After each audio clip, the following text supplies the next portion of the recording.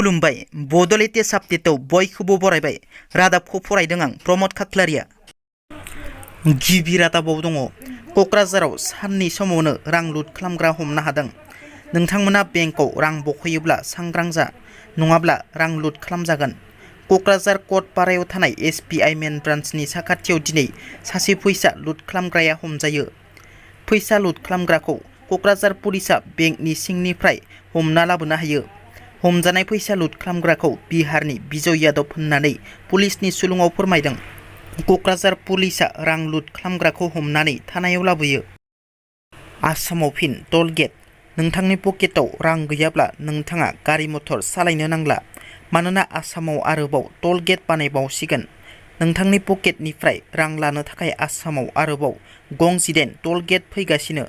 फैगौ दुर्गा फुजानि सिगां रायजोआव गं 18 गोदान टल गेट बानायबावसिगोन होनना खौरां मोननाय जादों। उदालगुरि जिल्लानि माजबाटआव मोनसे दुखुनांथाव जाथाय। हाग्रानि मैदेरनि गाग्लोबनायाव सानै बोराय बुरैनि जिउ खहा जायो। आसाम अरुणाचल सिमना ओनसोल माजबाट थानानि सिङाव थानाय सुनालिपारायाव 2 रिंगा सोरांसि समाव आदार नागिरनानै फैनाय हाग्रानि मैदेरा गाग्लोबनानै सानै बोराय बुरैनि जिउ फोजोबो। मैदेरनि गाग्लोबनायाव जिउ गोमानाय बोराय बुरैनि मुङा 77 बोसोर बैसोनि समेश्वर गयारी आरो 67 बोसोर बैसोनि बै गयारी। प्रफेसर लाइस्राम लाटु सिंनि हेंथायै एबसुनि बानजायनायाव सोमावसारनाया जागायफिनबाय। बड'लेण्ड मुलुगसोलोंसालिनि भाइस चेन्सेलर लाइस्राम लाटु सिंआ बड'लेण्ड मुलुगसोलोंसालियाव जयेन जाफिनबाय। लाटु सिंनि हेंथायै गोख्रों बिजाथाइ फोरमायदों एबसुआ। दुलाराय बर' फरायसा आफादनि बानजायनायाव दिनै फुंबिलियाव बड'लेण्ड मुलुगसोलोंसालिनि लांगोनायाव खुगायाव गोसोम जि गाननानै बड'लेण्ड मुलुगसोलोंसालिनि भाइस चेन्सेलर प्रफेसर लाइस्राम लाटु सिंनि हेंथायै गोख्रों खुद्रिसारनाय दिन्थिफुंदों।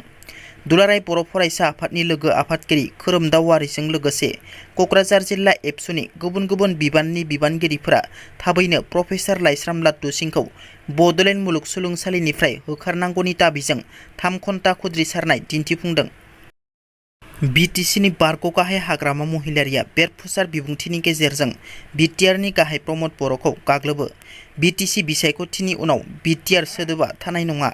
गुबै गोरोबथाया BTC गोरोबथासो, BTR गोरोबथा नङा। प्रमद बर'आ 90% थिखानि खामानि BTCनि बायजोनि थिखादारनो होयो। BTCनि बायजोनि थिखादारनो खामानि होनायनि थाखायनो BTCनि फालांगिया डाउन जादों होननानै हाग्रामा महिलारिनि गोख्रों अजद। दिनैनि रादाबा एसेनोसै।